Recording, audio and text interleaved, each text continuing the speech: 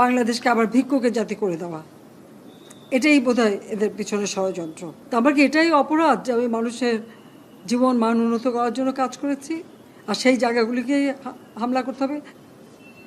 সেটাই হচ্ছে সবথেকে দুঃখজনক, যে দিন রাত অক্লান্ত পরিশ্রম করে বাংলাদেশটাকে যখন একটা জায়গায় নিয়ে আসলাম, আজকে সেখানে দেখি এই একদিকে জ্বালাও পোড়াও সব কিছু। ঠিক যে প্রতিষ্ঠানগুলি মানুষের সেবা দেয়, আজকে মেট্রো রেলে চড়ে মানুষ কত অল্প সময়ের মধ্যে সময় বাঁচিয়ে কর্মস্থলে পৌঁছাতে পারতো, আবার ফিরতে পারতো। সেখানে ছাত্ররা, চাকরিজীবী, সাধারণ মানুষ সবাই তো যেতে পারতো। সেই স্টেশনগুলি পুড়িয়ে এখন ট্রাফিক জ্যাম, মানুষের কষ্ট।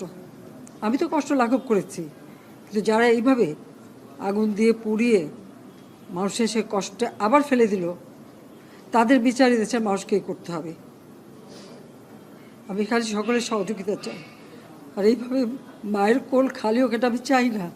কারণ আমি তো বাবা মা সব হারিয়েছি, আমি তো জানি হারাবার ব্যথা কত কষ্ট। কিন্তু সেই কষ্ট বুকে নিয়ে তো ফিরে আসছি এদেশের মানুষের জন্য। এখানে আমার তো কোনো চাওয়া পাওয়া নেই।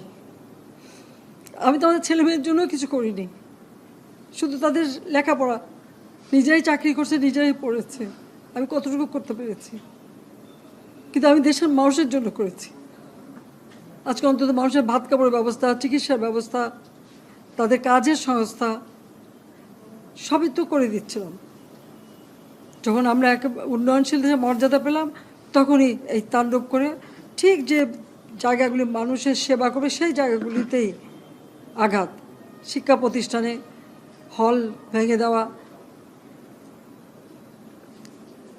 সবচেয়ে দুর্ভাগ্য যে ভিসির বাড়িতে আগুন দেওয়া। এর আগেও একবার ঢাকা ইউনিভার্সিটিতে ভিসির বাড়িতে আগুন দিয়েছিল, আপনাদের মনে আছে। রংপুরে সেখানে আগুন দিয়েছে, ময়মনসিংহ কৃষি বিশ্ববিদ্যালয় থেকে শুরু করে বিভিন্ন জায়গায় এই তাণ্ডব চালিয়েছে। রাজশাহীতে এই তাণ্ডব চালিয়েছে। বিশ্ববিদ্যালয়গুলিতে সেশন জট ছিল, আমি সরকার আসার পর থেকে কোনো সেশন জট নাই। লেখাপড়ার মান উন্নত করা, যাতে এখান থেকে পড়ে আবার বিদেশেও পড়তে হবে, সেই ব্যবস্থাও করে দিয়েছি। কিন্তু তারপরেও কোটা সংস্কার আন্দোলন, কোটা তো আমি বাতিলই করে দিয়েছি। আমি আহ্বান করেছিলাম যে একটু ধৈর্য ধরো, হাইকোর্টে শুনানি হবে, হাইকোর্ট যে রায় দেয়। না, তারপরেও এই আন্দোলন হবে। আজকে এই যে এতগুলি মানুষের জীবনের ক্ষতি হলো, এতগুলি পরিবার ক্ষতি হলো, এর দায় দায়িত্ব কাদের?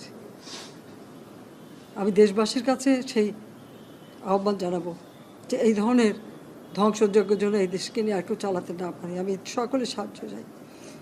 আর আমি চাই না এভাবে মায়ের কোল খালি হোক, আর এভাবে মানুষ অসহায় হয়ে পড়ুক।